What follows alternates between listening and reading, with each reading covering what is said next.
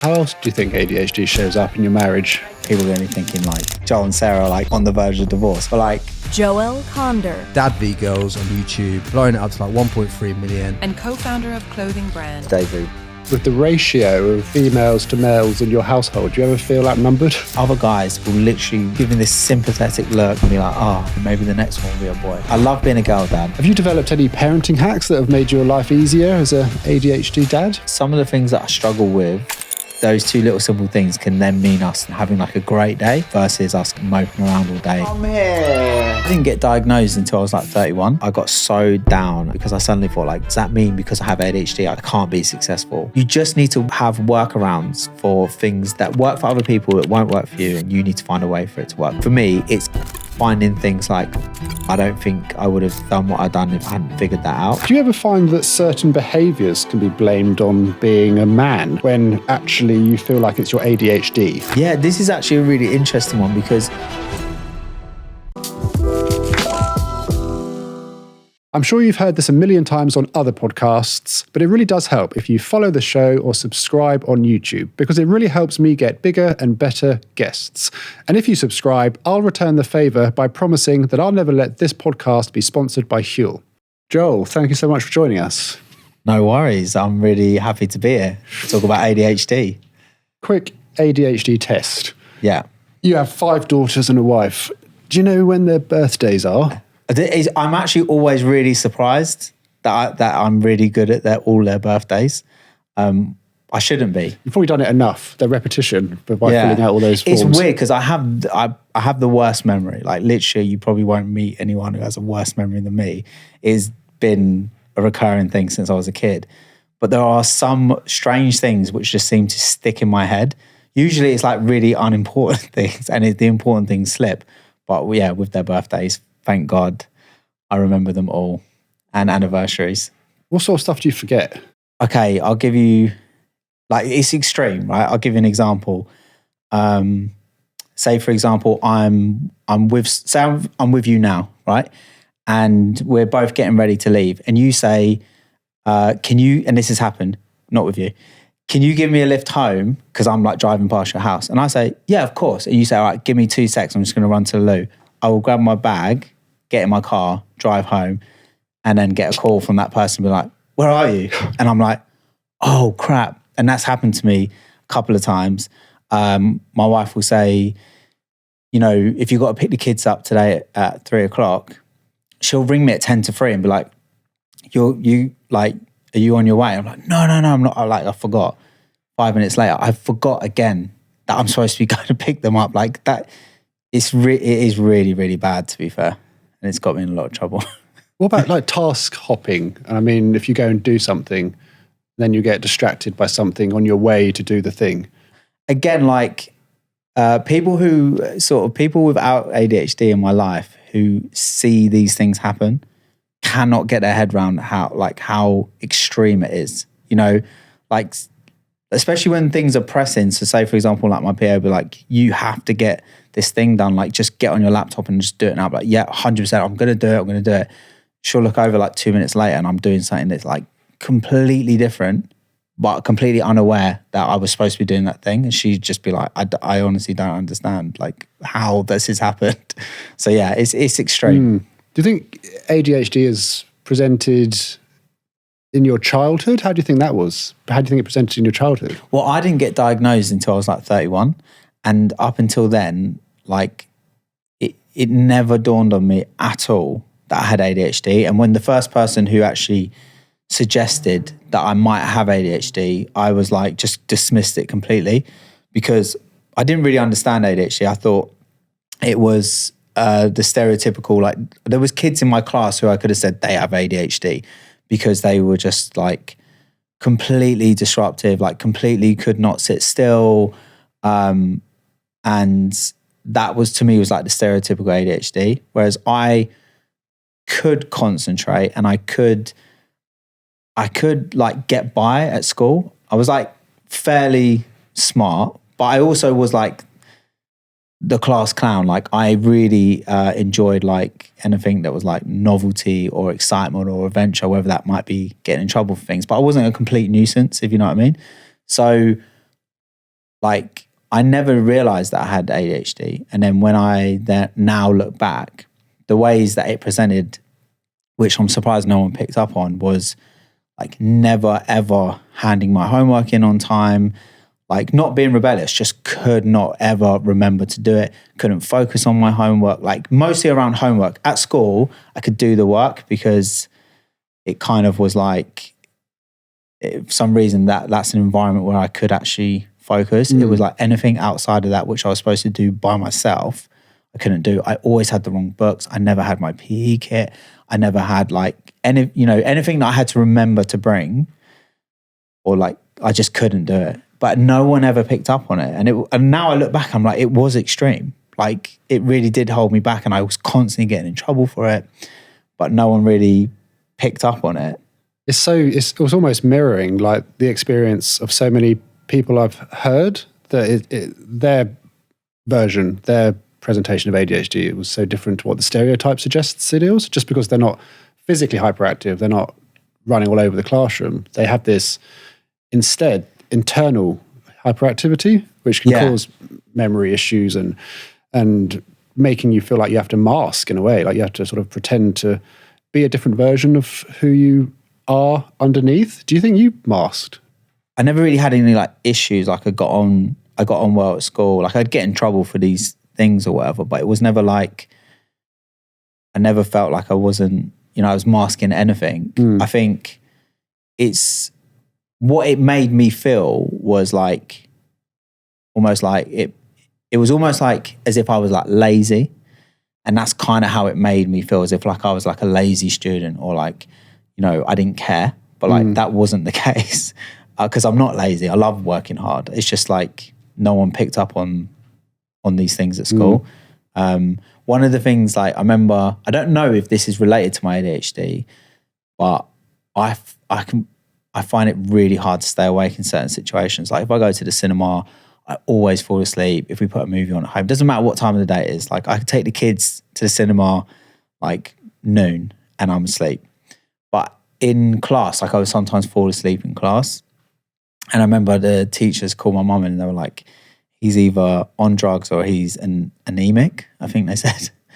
And I was like, oh God, like I'm not on drugs, so I must be anemic. Because I don't know, like I didn't know what was going on. But I have no idea if that was related to ADHD, but that's the only other thing that sort of come up at school, was that I kept falling asleep in like lessons and stuff like that. What do you think the positives of ADHD are, now that you probably know a bit more about it? I feel like ADHD is like, it's like a two-edged sword. Like it's like a superpower, but it's also like such a hindrance as well. So because I only have ADHD, like, and I don't know what it's like to not have it, I do wonder, like, if I didn't have ADHD, like, would I be entrepreneurial? Would I have started the businesses I've started? Would I sort of be living the life that I'm living? And I probably would say, like, I probably wouldn't. I probably would have taken a more traditional path. I think it's the ADHD in me that seeks... my ADHD, I definitely think like seeks adventure, and it seeks like excitement. And I do like like I said to you before we start, like you won't get any sort of science or anything like that from me, but you will just get my personal experiences. But from the small little bit I did research about ADHD, because I did get given meds for it. And I could not for the life of me understand why you would give someone with ADHD a stimulant. I'm like, surely we need the opposite of that. We need something to like calm us down. But then when I did look into it, and like I said, this is just my little bit of research. Don't take this as gospel, and I'm sure you know way more than me. But it was kind of like saying that when you've got ADHD, when you release dopamine, it doesn't kind of like, it doesn't affect you the same way or as long as someone else does. That's why people with ADHD are constantly seeking out like hits of dopamine, because that's why they then give you these stimulants. So I was kind of like, oh, that kind of makes sense, because that's kind of how I feel like I'm always seeking excitement, adventure, and things like that. And I think that's what led me to wanting to think outside the box and be like, I don't just want a 9 to 5. I want to live life on my terms, and, getting excited about the idea of having my own business and being a content creator and all this kind of stuff. I think that all came from my ADHD. I mean, it's such a familiar story.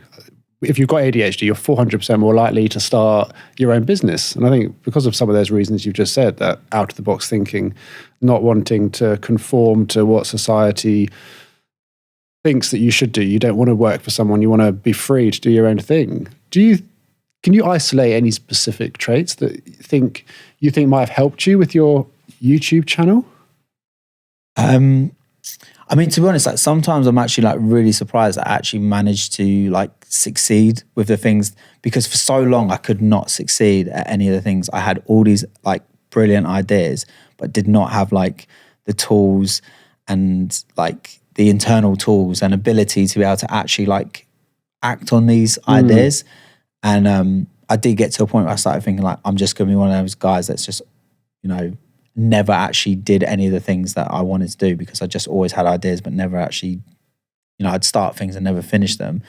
But somehow I managed to get enough traction and consistency with the YouTube stuff that I managed to keep it going. But I do think that the creativity goes hand in hand with ADHD, because the ideas and the out of the box kind of thinking definitely helps.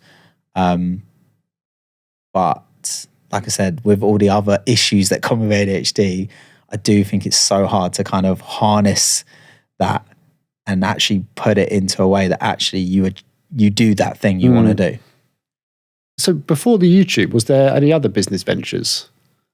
No, there was just, to be honest, there wasn't. There was just lots of ideas, and I just kept wanting to make the jump. I wanted to like leave what I was doing at the time, and I just wanted to go for it. But I kept having different ideas of what that might look like, and then sort of landed on the YouTube thing, but procrastinated on it, because procrastination and ADHD just goes hand in hand, and perfectionism. So having the idea of the YouTube channel, and I'm sure a lot of people can relate to this, like you have an idea and it's fairly simple, but then you think about it some more and you think, what could make it better? And you're like, oh, actually that would be better. This, you know, after a week of thinking about this idea, you've built it into this huge thing, which obviously is an awesome idea, but also very unachievable to do out the gate. And all of a sudden you're just like, that feels very overwhelming. I can't actually do that by myself. So that was kind of happening, because it's almost like, yeah, got to have like the best viral videos, like the first video out the gate. And it's like, that's just ridiculous. Like what you actually need to do is just like intentionally make something that's crap, because you have to accept that the first things you're ever going to do, like they're always going to be crap and you're going to get better. And I think that's what I sort of did. Like one day I was just like, do you know what? I've been talking about doing this for like 6 months. Today we're going to make a YouTube video and it's going to be completely crap, and I'm okay with that. And we're just going to throw it together. And we did. We just did that. We did like this stupid game called Jibber Jabber. I don't know if you know, like you put this thing in your mouth and you can't like close your mouth and you have to say the words, and someone has to guess what it is. And I remember doing it, putting it out, and like my mum saw it and she was like, what is this? I don't get it. It's like, it's boring and just like crap, basically. I was like, yeah, well, this is the first one. And then obviously we just got better each video, and very quickly we managed to like figure it out. But I think that is key sometimes, is kind of like intentionally doing something bad just to get the momentum. And I use that tactic a lot now in my sort of everyday work. It's great advice. Perfectionism is almost like the Achilles heel for a lot of people with ADHD. Is that like thriving, that desperate sort of compulsion to do everything perfectly. And a lot of the time, because of that, you don't actually do anything. It's quite hard to get over that procrastination hump. But if you take your advice, which is just to actually don't sweat the small stuff, and it's a bit of a cliche, but done is better than perfect. And just to accept that you're not going to be brilliant at the start, get over that start line, and then just let the momentum build. The snowball effect will take hold, and to trust the process. Like it's clearly worked for you. And I'm just thinking, like, because you've obviously spent a lot of time on social media online, and I'm wondering if that has affected your family dynamics. In what way? Being on social media so much and being so involved in that world, is it is there a distinction between what people see online and what, as a family, you are like behind the scenes? Yeah, I think fortunately, like it hasn't really affected us in any negative way. Like I think what we do online is quite separate to what we do in our day-to-day lives. And I think we've always had like really good boundaries with that. We don't by any means film everything we do, or not even nearly everything we do. We film a small fraction of what we do, and usually that thing that we're doing we're just doing it because we're filming a video. It's not necessarily like our normal lives. We're not just walking around with a camera pulling it out every 5 seconds because this is interesting. So I think ultimately, like we're running a family business, and that always does have its kind of like its own interesting dynamics to it. Are there any rules that you've imposed on your like daughters with their social media use? And it might seem like an odd question because obviously that's such a fundamental part of what they do. But outside of work, are there any rules you've imposed on their social media use? Yeah, well, so I have I've got 5 girls. So my eldest being 18, and then my next one is 16, and then from there it's like 12-year-old who has special needs. So she's actually very delayed. She's more at the age developmentally of like a 3-4-year-old, and then I have a 6-year-old and a 2-year-old. So it's almost like I have the 2 older ones and then the 3 little ones. So the 3 little ones aren't anywhere near at a stage of like using social media, but obviously the 2 older ones, we've kind of like been through that. Like now they're young adults, so there aren't really any rules with them now. We just in the beginning like really just educated them on everything that we kind of felt was important, and that's just worked really well. We didn't really micromanage. Like in the beginning, we made sure like they were safe and stuff like this, and checked like DMs and sort of like showed them things that they need to look out for. But we never really micromanaged them. We just made sure like we brought up good kids that were like smart about this stuff, and that kind of just worked for us. And then we'll kind of just go through that again when the other 3 are kind of getting to an age. But yeah, there's lots of things that we kind of taught them. Obviously, like safeguarding, like these are the kind of messages that people could send you, and they're not, these are adults acting as kids, and like don't give out this information. And if there's anything you don't feel comfortable about, we've always had such an open relationship with our kids. I mean, some people would be like really surprised, like how much our kids talk to us about everything, which I don't know how we've managed that, but yeah. So we kind of always just felt very secure. Like they were worried about something. They're like, I'm not sure about this message, or this person's asking me for this. Like, we could always talk through it. And then also just on the mental health side of things, like even just recently talking to my 18-year-old again, because saying like if you kind of follow certain accounts on social media. This happened to me and my wife like years ago.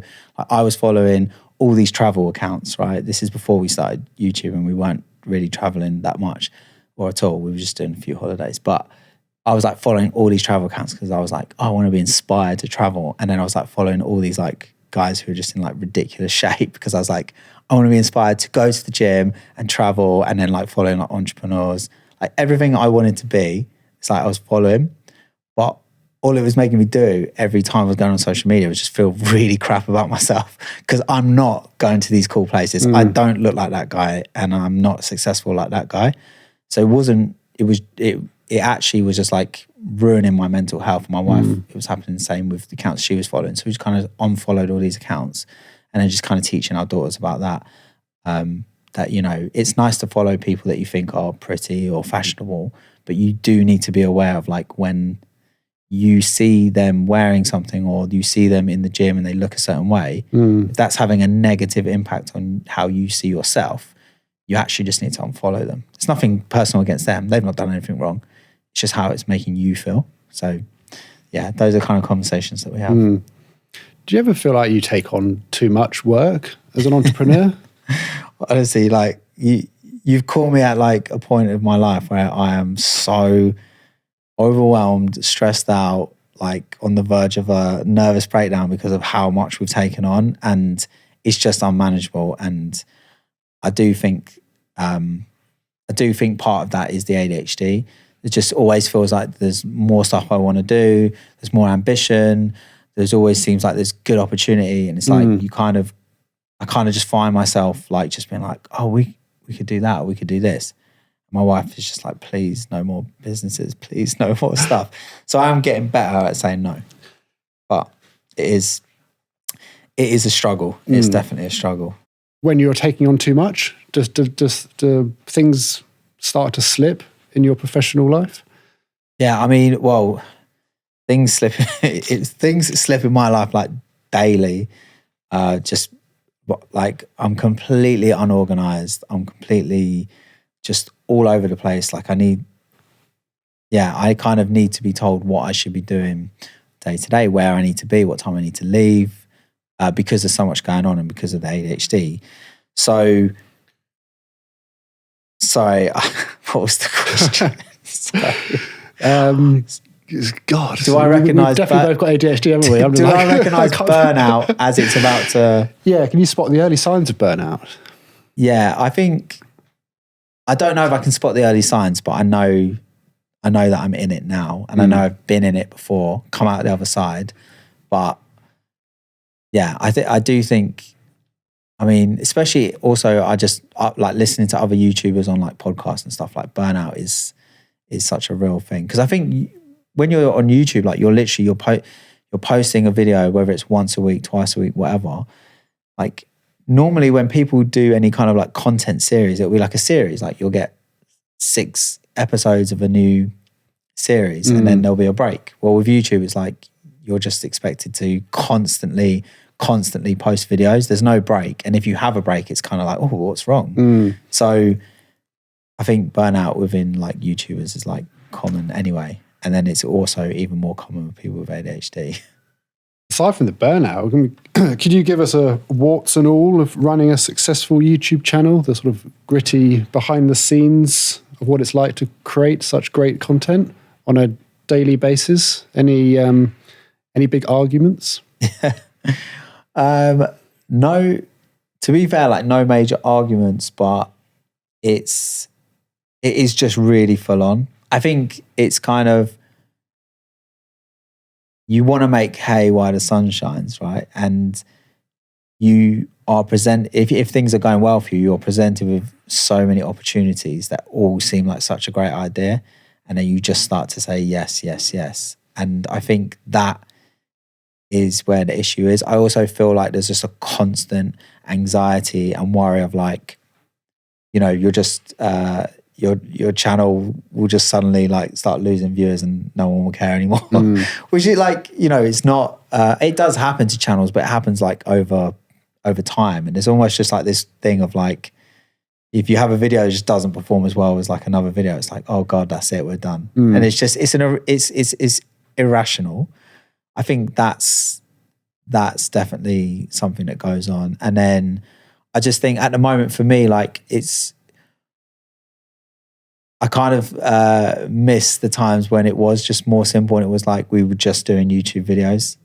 And it's like, now it's like we're doing YouTube videos and we're running a clothing line and we're running a fake tan brand as well. And we're doing a podcast.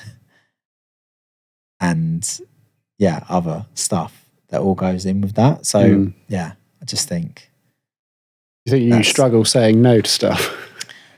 Yeah, I definitely have. I am definitely getting better at it now. Like the other day, someone said to me, someone said, oh, have you and Sarah thought about writing a book? I was like, I have actually.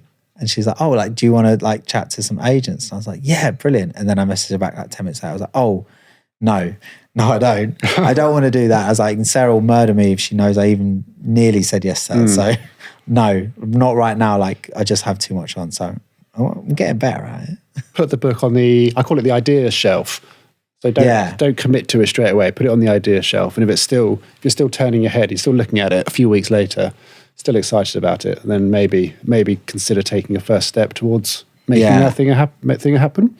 Yeah, it's a good idea. So it's a boundary, essentially. It's like putting a little block between the impulsivity and the action, because then we can take on too much, get overwhelmed, come crashing down in Yeah. burnout, or the quality of our work just goes down because we're just I trying think to do that's too the much. thing right now. And that's what I feel. I feel like the quality of my work is not great because I can't focus on any one thing long enough to give it like the quality it needs. So therefore I'm doing a lot of things really bad and nothing really good.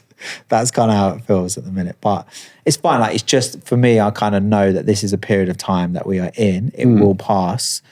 We are trying to figure out like what are those hires that we need to make within our team to alleviate that and to give us more capacity to do the things that we want to do. But at the moment, like, it's like when you're in the thick of it, you can't see the wood from the trees. That's kind of how it feels. But I think the good thing is just being aware of it. The good thing is being aware of it and knowing that we're trying to take steps towards like making it better. But yeah. What do you think are the worst bits of your ADHD? Should have got my wife on this podcast. she would have a whole list of things. The worst bits of my ADHD is, well, yeah, I mean, it does. I know I do feel bad for my wife because it does. I mean, we have a great relationship. It's not on the rocks or anything, but it does affect our relationship because it does, like, so her constantly having to repeat herself. So she feels like she's not, like, I don't care if I haven't listened to what she said. And it's just not the case. It's not about that I don't care. It's just like, she could be talking to me and then, like, this happened literally before I left to come here for the podcast. She was talking to me and then halfway through what she was saying, I was like, oh, like, I don't actually know what you're saying. So I'm listening more, thinking I could pick this up. She's going to say something and I'm just going to know exactly what she's talking about. And then she got to the end and I didn't know what she's talking about. So I was like, I'm really sorry. I wasn't listening. Can we say that again? So that's obviously frustrating for her. Or like just constantly, like, she'll tell me like, this is, you know, I'm going to be after work, like I'm going to be out for dinner with so-and-so. So I get home and then she's like, I have no recollection of that.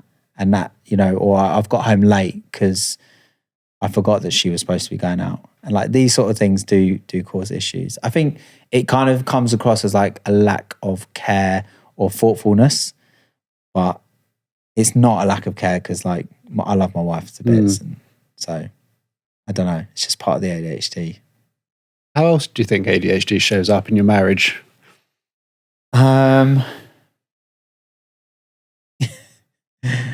I mean, it's gonna probably sound bad because I'm gonna just reel off things, and people are gonna be thinking like Joel and Sarah are like on the verge of divorce, and we're not. But like, you know, just she likes to keep her house tidy. I'm like so messy, and it's again like it's not intentional. Like I wish I could be a tidy, organized person. Constantly, like my clothes are everywhere. Constantly, like just making a mess all over the house. Like that is causing frustrations. And there are certain things I have got better at, like, and I think this is what I try and explain to my wife is when we first started living together, I was so bad. Like I hadn't even been brought up though to do any chores. Like I never had to do the dishwasher. I never had to like really do any of this stuff. So when we got together, it was like, I needed to be house trained essentially. So she did house train me and I did get a million times better. If I, you know, make myself something to eat, I clean up after myself. I can cook everyone dinner and then I can clean it all away. I do the dishwasher. There's things that I will just do, little, you know, without being told.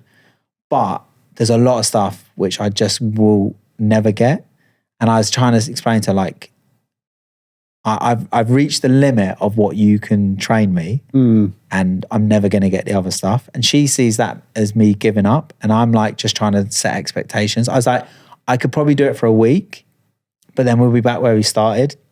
And I think I don't know what your opinion on this is, or it would be interesting to hear, but like, she feels like, oh, that's just you resigning and saying, I'm not willing to try and do better around the house. And that's me just trying to like set expectations, saying like, I genuinely, if I could do this, I would be doing it not just for you, but for myself. I just, even if I lived by myself, like I know my house would be an absolute tip. Like it would be disgusting. So that's kind of, those are probably the main things that kind of cause issues for us. Does she have an awareness of ADHD? In the sense that does she... Only through me. Like she doesn't, she's not sort of, I mean, she has done a little bit of reading on it. She's tried to understand it more. But she only really just through living with me. And like, she's an absolute godsend. Like she's so supportive and she helps me with so much stuff. Like even my to-do list, like she organizes my to-do list for me in a way that like no one else can. Like I have a PA, but like Sarah, she gets me. She knows how I work. Like my to-do list would be like 100 things long and she would be like, you're never going to get anything done like that. So she would like pick like 3 things off each day and be like, I'd be like, but I can do more than those 3 things. She's like, well, then just do them. Tell me when you've done them. And I'll give you a couple more things off the list. And she wouldn't let me see the whole list. That was an absolute game changer for me. Like I am so much more productive when I have like 2 or 3 things on my list. Even if I go back and say like, give me another couple of things. If I have a list of 10 things, I'll probably end up doing 2. If I have a list of 3 things at a time, I can end up doing 6 things in the day. It's like, yeah. So she's understood a lot of the ADHD or like how I work and how I don't work. And she's tried to learn that and tried to help me. She organizes like, even like my social life. She'll be like, why don't you make plans to go out with the boys? Like, or she'll say, I've got my friend coming round on Saturday with her kids and, we're all good. Why don't you make plans? And I'm like, yeah, I'll make plans with the boys. She'll be like, put it in the group now. Put it in your boys group now. And I'm like, but I'll do it later. She's like, but you won't do it. Like, just literally do it now. And then, so she's like, I know it sounds sad, but she kind of helps me organize my social life as well. But yeah. Sounds like you've got an incredibly supportive partner. She is amazing. And we run the businesses together and everything that I'm rubbish at, she's brilliant at. She's very good at like organizing the team. She's very good at managing the team. She's great at seeing like inefficiencies. She's great at seeing problems before they come. Like we make a great team. We really do. Do you see any of the traits that you would associate with ADHD in any other of your family members? My daughter Grace, who's 16, just got diagnosed with ADHD. So I definitely could see the signs in her. I mean, I think I'm messy. Her room is unbelievably messy. Like you literally, you'd think we've been burgled. Like it looks like it's been ransacked every day. So that was quite obvious. She struggles with like, homework, revision. She struggles with like communication. I'm sure she won't mind me saying this because she's quite open about it. But like, again, with my wife, like she'd be like saying to Grace, like, well, what's your plan today? So Grace would be supposed to be going out with friends. And Grace would be like, well, I've got to be at so-and-so's house in 20 minutes. So I'd be like, well, how are you getting there? She's like, well, I need a lift. She's like, you're telling me now? Or she would message and say, I need picking up. It's like 11:30 at night. She's like, we've been kicked out. Well, the party's finished. We're standing outside. I need picking up now. It's like, what? Like, where's the communication? So, and then my other daughter, Chloe, who's 6, she's wild. So she'd probably be more like your stereotypical ADHD kid that's like a lot more obvious that she probably does have ADHD. Yeah. Do you think you having the awareness and having ADHD yourself played a big part in your daughter realizing that she has it too? Yeah, I don't think, I definitely don't think we would have got her diagnosed with ADHD. She probably would have ended up being like me and it would have been much later in her life. Because, she, like me, she gets by at school. Like, there's nothing that's like majorly affecting her life at this stage. But there are the obvious signs that I can see, like, yeah, when I was a kid at your age, that's exactly what I was like. So it was fairly obvious for us. Parenting with ADHD can be a real challenge. Did you have any particularly bad, hard days? And do you have any tips for other parents who might have ADHD? I've never really actually stopped to think about how ADHD ties in with my parenting. So I'm not really sure. I just think like, I guess just being a parent full stop, you have your good days and your bad days. I think the only thing that I probably sometimes think is like, oh, you know, like Sarah's so thoughtful about everyone in her life. And with my ADHD, like I find it very hard to be like thoughtful about everyone. And I think that makes me feel a bit down sometimes that I'm not as thoughtful as her. Like my oldest daughter was traveling and my wife and her spoke on the phone every single day. And have like, I mean, I have a great relationship with all my kids and so does my wife, but I was kind of like, oh, I'm gonna speak to Casey every day as well. But like life just goes by. I get to the end of the day, Sarah's like, oh, did you speak to Casey today? And I'm like, no, I didn't. So like that gets me down because I only really think about what's in front of me at the time. I find it very hard to think about catching up with people. Like I don't really think like, oh, I'll just ring that person and catch up with them. So like the people that I interact with are in my life, like I see them either at work or at home because they're my family. So I find it really, really hard to like keep that connection with people outside of that. So yeah, that's the only thing I'd say. You find it easy to maintain friendships? Yeah, I do. Like I've got a set of friends that I've been friends with since I was a lot younger, but I do find it really hard to make like new friends. Just because I don't, all the things that it entails to make a new friendship of like, catching up together, like ringing each other, going out for a drink, going out for dinner. Like I don't ever think to do those things, and where I've got so much going on. So like with my set of friends that I've been friends with, we did all those things when we were younger, when we had nothing else going on other than just meeting up. So we built that friendship, and now it doesn't matter if we don't speak to each other for like a month or whatever, we can still get together and go out. So I do find that hard, and my wife's like really good at like making new friends all the time. And she's like, why don't like so-and-so's nice, like we'll meet a couple, like so-and-so's nice. I'm like, he's brilliant. She's like, well, why don't you go out for a drink? I'm like, well, I'm never going to think to do that, and I'm never going to keep that going. So yeah, it is a bit of a struggle, to be honest. Can you see any ADHD traits in your wife, or do you think she is neurotypical? No, I do not see any. Like she is just like, she's like, this is going to sound so cheesy. I feel like she's so perfect. Like she's thoughtful, she's organized, she's there for everyone, she's reliable, she's on time. She's brilliant. Yeah. Like there's no, and she always, the thing that she always thought was like, she wasn't creative, like, whereas I was the creative one, but I think she's creative as well. I think now that she's got more involved in like the business and stuff, she's seen that she also has a creative side. So she's even good at the things I'm good at, so annoyingly. So sounds like a perfect complementary couple. Yeah, definitely. I'm fascinated, Joel, to find out about your ADHD item. I ask all my guests to tell me an item, and yours was a can of Monster Energy. Could you explain why Monster Energy?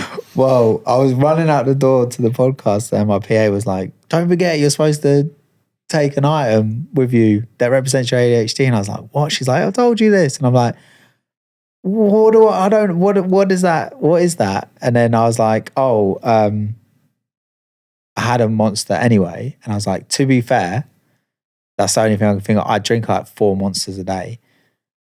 I'm convinced it's to do with my ADHD. Well, being that the doctors give you stimulants if you've got ADHD, I think the caffeine in that does something for my ADHD, and I drink so much of it. I need to cut down. I do not recommend it. It's just, does it make you more alert, or does it make you want to have a nap?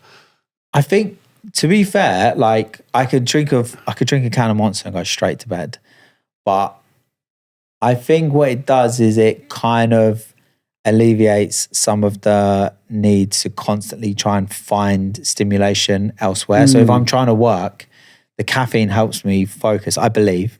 I don't know, but I think when I don't have the caffeine, my brain's kind of looking for some kind of stimulus. So it will think, instead of doing that thing that's kind of tough and a little bit boring at work, why don't you look at new house on Zoopla, even though you're not looking to move? But wouldn't that be exciting? Do you know what I mean? So, yeah. Do you think you're sensitive to criticism? Sensitive as in like defensive to it, or... If you perceive someone gives you a rejection or criticizes something you do, how does that make you feel? I kind of feel like it really depends, but I feel like I am in some areas like very open to feedback and criticism. And I say to people, especially people I work with, like, 'cause when you can see that someone's kind of skirting around something, I'm like, just cut straight to it, because if you've got some criticism, I'd love to hear it, because I want to always improve. I feel like if it's criticism about something you can't really change, then I think that's a lot harder to accept, or that can be quite hurtful. But within work, if it's like, I really don't, if someone said to me, I think that video you made is like really crap because of X, Y, Z, and you could have done this. I'm like, oh, yeah, tell me more. Like, if I value your opinion, of course, like, I don't want everyone telling me that. But if I value your opinion, and sometimes if I kind of felt the same, I'm like, oh, yeah, tell me. But if someone like, I don't know, criticizes me for something that I don't want to change, or I don't feel I need to change, or it's just like personal, like, yeah, I don't think anyone takes that well. Yeah. Do you think there's any particular person who, like, hearing criticism from might be more hurtful? I can't think of anything that's happened recently. I think when I was younger, like, it was a lot harder. I think I used to sometimes get really really defensive about stuff. But I think the stage of my life that I'm in now, like, I'm really like laid back and easygoing. My wife says too laid back, too easygoing. But I mean, you've got so much evidence now of success. You're, at the top of the mountain. You've gone up so many steps, and I wondered if you acknowledged all of the little steps on the way up, and if you didn't, do you sometimes look back and feel like a bit of an imposter? Yeah, I definitely feel like an imposter, and I think, I'm starting to think that everyone does, unless like you're maybe like a narcissist. Like, I think not necessarily like if you've achieved like loads and you're much later on in your life, like, you probably don't. But like, when you're in it, I think a lot of people feel imposter syndrome. Like, somehow, especially like me, like, I feel like sometimes I think we just got really fluky and really lucky with that like YouTube thing. Like, if I hadn't already had like skills as a cameraman or an editor, we weren't like a young family. We weren't as close. Like, we weren't all like fairly natural on camera. Like, all these things, I'm kind of like, if we hadn't thought to do the YouTube channel, what would I be doing now? Would I be successful in something else, or was it just like a one-hit wonder type thing? But then obviously, like, starting the other two businesses, which obviously are off the back of the success of that, I do think, well, okay, maybe there is something there. But then other days I think, God, like, we just count our lucky stars, and how do we manage to do that? Thinking with the ratio of females to males in your household, do you ever feel outnumbered? It's so funny because I don't really think about it. Like, I love being a girl dad. Like, genuinely, like, I meet people all the time. I say I've got 5 girls, and other guys will literally, 9 times out of 10 will give me this sympathetic look, pat me on the back, and be like, "Oh, don't worry, maybe the next one will be a boy." And I'm like, number one, I don't want any more kids, and 2, even if I did, I don't want the next one to be a boy. Like, people think because we got 5 girls, it's because I just wanted a boy. I just kept going. That's not the case at all. In fact, my wife wanted a boy more than I did. And I feel very comfortable around women, probably more so than I do men. Like, I'm not a geezer. I don't go down the pub. I don't drink beer. I don't watch football. Like I probably have more in common with the girls in my house than if I was surrounded by guys. So yeah, I love it. I wouldn't change it. Joel, I want to do the washing machine of woes because I think there's a good one in here this week. I want to run it by you. Every week I ask my community to give me their woe and it goes in a washing machine. Do you forget to take your clothes out of the washing machine? I'll be honest, I've never done my own washing.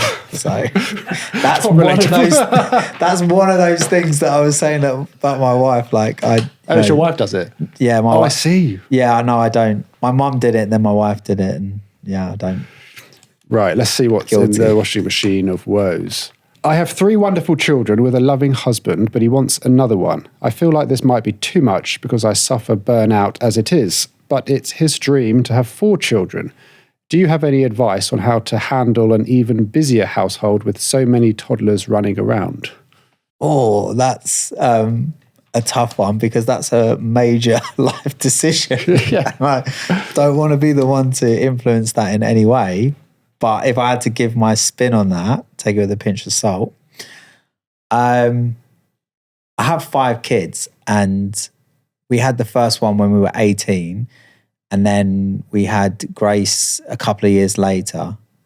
And it just, I don't know, like it just always worked out. Like looking back now, I'm like, that's crazy.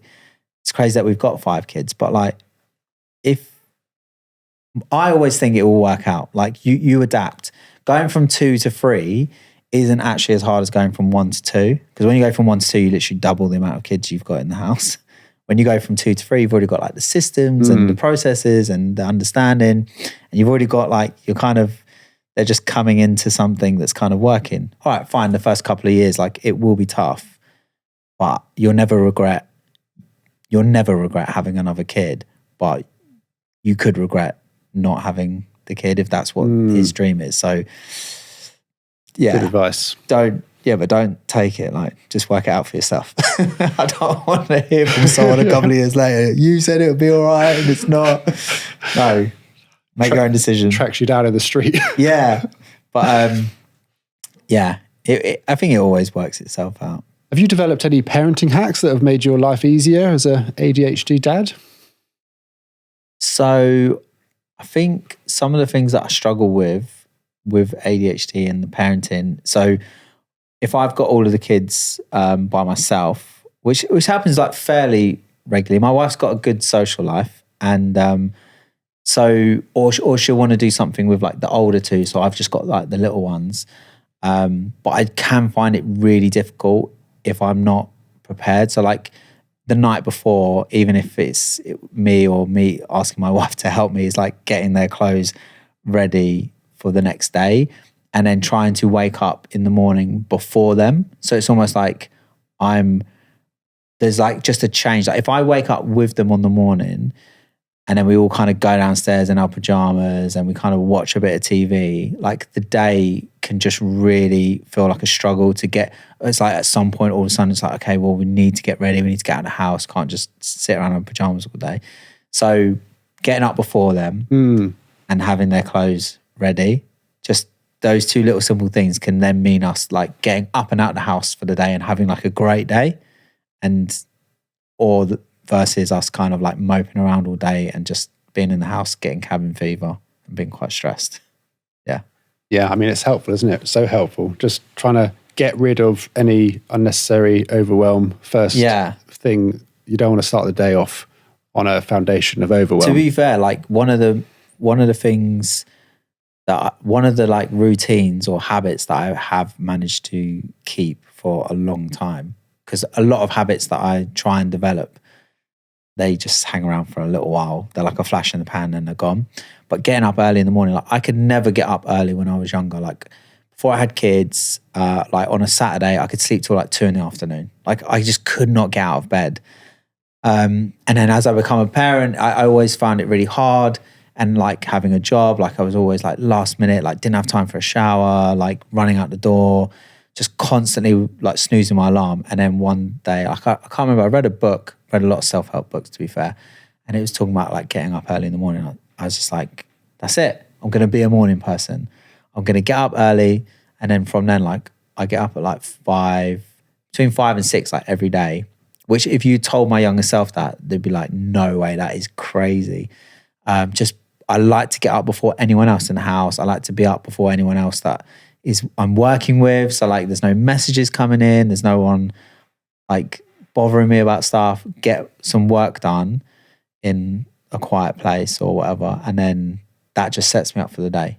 Versus like if I don't do that, like my day will just be on a completely different trajectory. So that is like probably the biggest thing that's helped me. Oh, and another thing that is a hack, because I just said in a quiet place, but that's not true. Like me, when I first actually started YouTube and like doing all the editing and like I really needed to focus, the place where I got the most work done, and I've started going back to that now, is in a cafe, like in a coffee shop, like in a Costa Coffee where it's like really loud, but I'm just sat there on my own on my laptop. I can get so much work done versus me in an office or at home by myself. Like I get half the amount of work done. I find it so hard. So if someone is struggling to like work or write that book or do that thing that they're trying to do, that business they're trying to start, honestly, try and go to like a Costa Coffee or a Starbucks or something with your laptop and just see. I guarantee it'll be a game changer. It's almost like body doubling, isn't it? You don't necessarily have to be actually interacting with people. You just sort of feed off their energy. Yeah. And you take in that energy and it enables you. It's an unexplained phenomenon within the ADHD community, the sort of body doubling of even at home. You know, if you just don't have the energy to empty the dishwasher or whatever it is, if your partner or family members just stood near you, you just feed off their energy and you're able to find the energy to start the task. Yeah. So it's, I think, similar kind of psychology. I didn't know there was actually a term for it, but yeah. But like my PA who I've got at the moment, like she's only been with us for a few months, but when she started, she was like, she was sat there with me. It was just the two of us, and I was like, I've got to get this stuff done. I was like, I need you to make sure I do it. And she's like, so you just want me to sit here? I was like, yeah, and just make sure I'm doing the thing.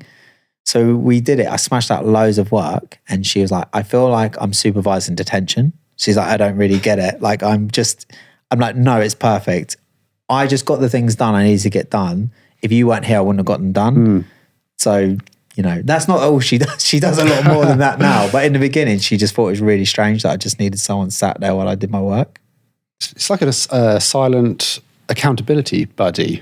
Yeah. That you see it lots of in like the corporate world. People who are having to work from home, they could just have someone on virtual webcam on a call. They don't have to say anything, but just the presence of knowing someone else is there with them gives you that energy to actually to get over the start line and do the task. Yeah, definitely. Like I can't work from home at all. Like I don't even bother trying now.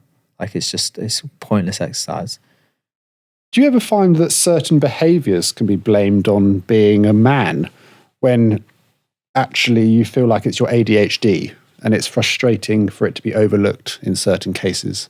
Yeah, this is actually a really interesting one because like sometimes when you say to people about ADHD and they'll say, well, what? And I'll explain it. They're like, yeah, but that's just typical man.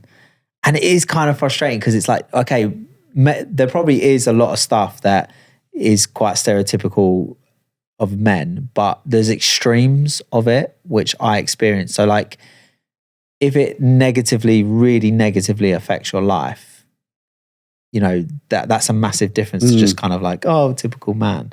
Do you know what I mean? Like I desperately don't want to be like that in certain areas, but I can't help it.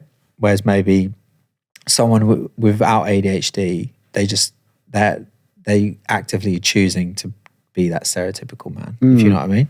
Yeah, absolutely. It's like if someone's on the sofa, just overwhelmed, decision paralysis, it can look like laziness to someone who doesn't get what's going on inside that person's head. Yeah. And that can cause so much conflict in relationships. Your partner could be like, just do the dishes, just go to work, whatever it is. But that person in that moment is paralyzed. It is can't do anything. Such a mental block. And sometimes it can be the absolute smallest thing that can get you out of that.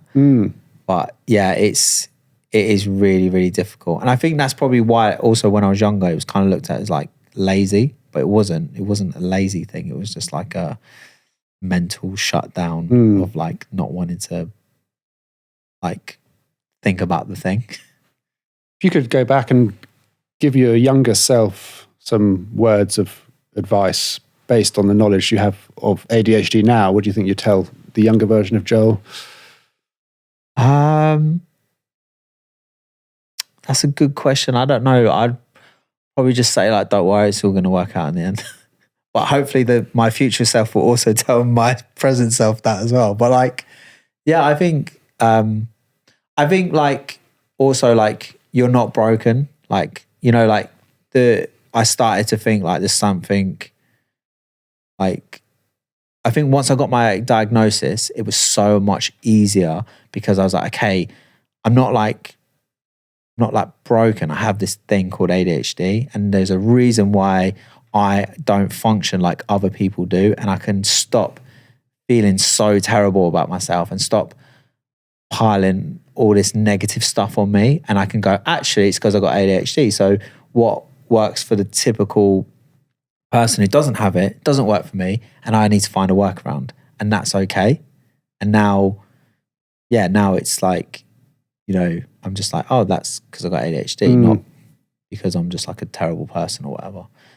But it also can become a little bit of a crutch, which I think is where me and my wife sometimes struggle, because she's like, yeah, but now you just say, it's because I got ADHD, and you don't bother trying. I think you can kind of get to a point where you just go, oh, it's because I got ADHD, and not try.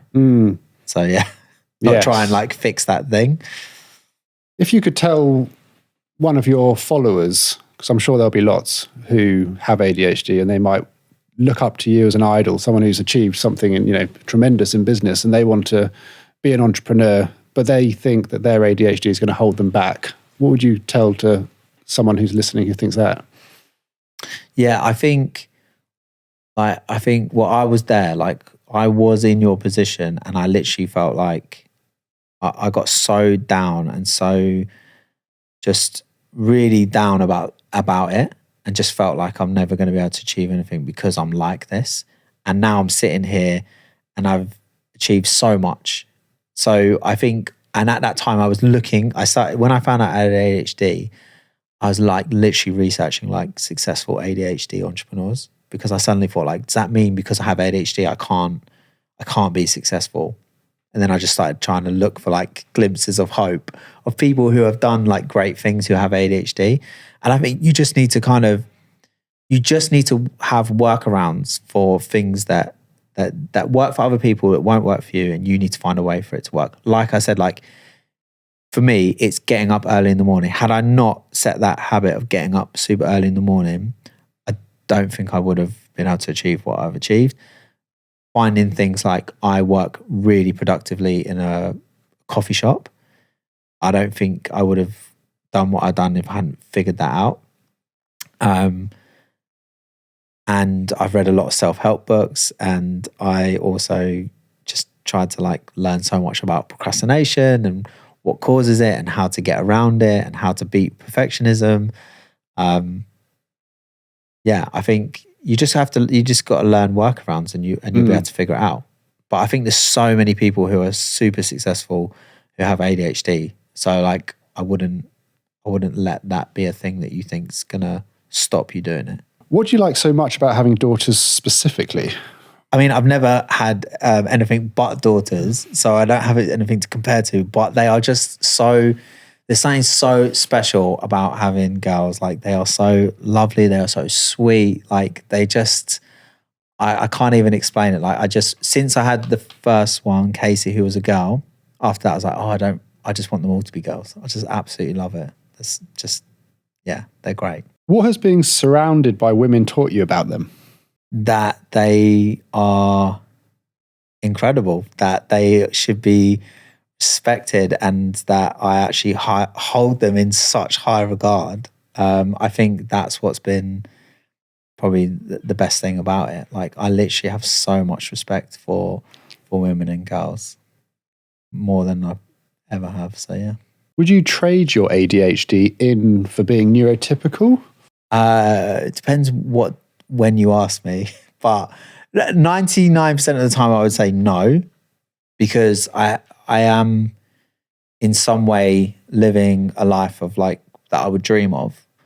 But there are other times when I do wonder what it would be like. Because the thing is, I do think if I didn't have it, then maybe I wouldn't want the things I want anyway. Like I'd be happy. I sometimes envy people who have a 9 to 5 and are happy with that. I think, that's just a lot less stress. That seems really nice. But I would never be happy in that with my ADHD. So When was the last time ADHD got you into trouble? daily, it gets me in trouble daily. There's definitely something. Yeah, like my wife, before I came here and my wife was talking to me and she got to the end of what she was saying, I had no idea what she was saying and she had to repeat it again. So yeah, got in trouble for that. Literally every day my ADHD gets me in trouble. Being late, not knowing where I'm supposed to be, forgetting things, like, yeah, all the time. Joel, we've got a bit of a closing tradition on this podcast where we ask, what's your most impulsive thing you've ever done?